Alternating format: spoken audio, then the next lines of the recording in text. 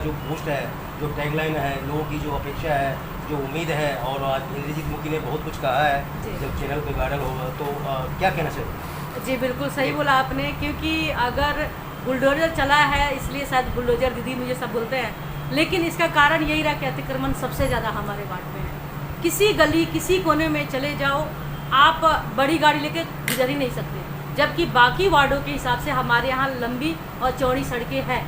लेकिन अतिक्रमण के कारण और एक प्लास्टिक वेस्ट के जो एक बहुत बड़ा एक जमाव होने लगा है, जिसके कारण सारी रोड लगभग इतना नैरो हो चुका है कि आप एक गाड़ी नहीं लेके आ सकते, बाई डायरेक्शनल तो चल ही नहीं सकता।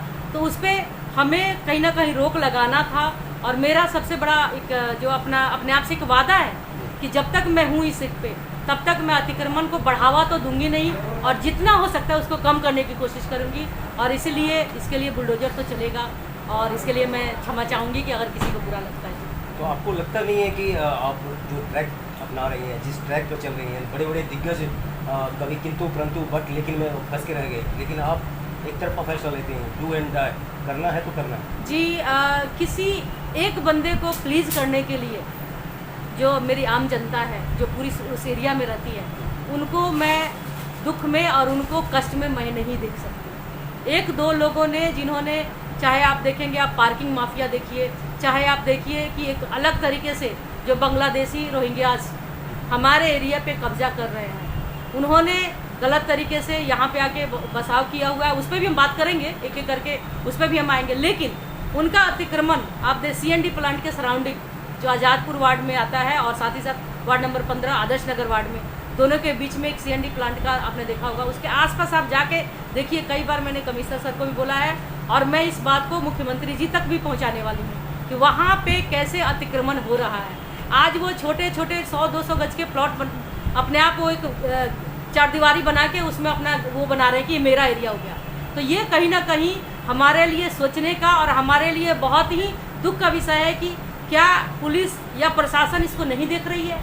हम अगर देख पा रहे हैं तो क्या उनको उनके नज़र में नहीं आ रहा है, और वो नहीं भी नज़र में आ रहा है। हमने बार बार इस चीज़ का आवाज़ उठाया और आगे भी उठाते रहेंगे, जब तक उस पर उचित कार्रवाई नहीं होगी, जब तक उसको हटाया नहीं जाएगा, तब तक मैं आवाज़ उठाती रहूँगी, जब तक आपने मुझे दिया है। और अब क्योंकि जिम्मेदारियाँ बढ़ गई है तो मेरी आवाज़ थोड़ी दूर तक जाएगी, तो और जोर की आवाज़। अगर बात करें पूरे सिविल लाइन जोन की, पूरे जोन में अतिक्रमण बहुत ज़्यादा है जी। खाली आपके वार्ड की बात ना करके, तो इस वार्ड की सफाई, पूरी जोन की और पूरे एरिया की सफाई व्यवस्था और बाकी सब चीज़ों पे आप कैसे टैकल करेंगे? बहुत सही क्वेश्चन पूछा आपने। जैसे आपने देखा होगा कि आज़ादपुर वार्ड के साथ साथ वार्ड नंबर 16, 17, 18, 8 और 15 इतने वार्ड जुड़े हुए हैं। सबसे ज़्यादा CND ब्लॉक, K ब्लॉक जो दूसरे वार्डों में आता है और सिविल लाइन जोन के अंदर आता है, क्योंकि उनके अतिक्रमण पे कोई अंकुश नहीं है, जिसके कारण हम भी उसका फल कहीं ना कहीं भुगत रहे हैं। तो ये हमारे लिए पूरे सिविल लाइन जोन के लिए एक बहुत बड़ा चैलेंज है अतिक्रमण। और साथ ही साथ जो आप देखते होंगे कि डेली प्लास्टिक वेगर्स जो पिकर्स वो जमा कर करके कोने कोने में ढेर लगा के बैठे हुए, चाहे हमारा कोई खाली पार्क देखिए, चाहे हमारा कोई भी ऐसा प्लॉट देखिए, सब जगह उन्होंने कब्जा किया हुआ है। और एक ऐसी फैमिली को हम डेवलप करें जो कल को हमारे लिए ही बहुत बड़ा कहीं ना कहीं चैलेंज बनेगा, क्योंकि वो बांग्लादेशी रोहिंग्या जिसमें सबसे ज़्यादा इन्वॉल्व है। तो उसमें हमें बिल्कुल अंकुश लगाना है, और हम लगाएंगे। दिल्ली में एक माफिया और भी है जो बिल्डिंग माफिया के समांतर चलता है, वो इस टाइम है खोखा माफिया, जो दिल्ली की सड़कों पे जगह जगह खोखे बना के कार्य कर रहा है, और उसमें हर तरीके का कार्य चल रहा है। उस पे लगाम लगाने के लिए या उनके ऊपर अंकुश लगाने के लिए आप क्या सोचते हैं? बिल्कुल सही बोला आपने।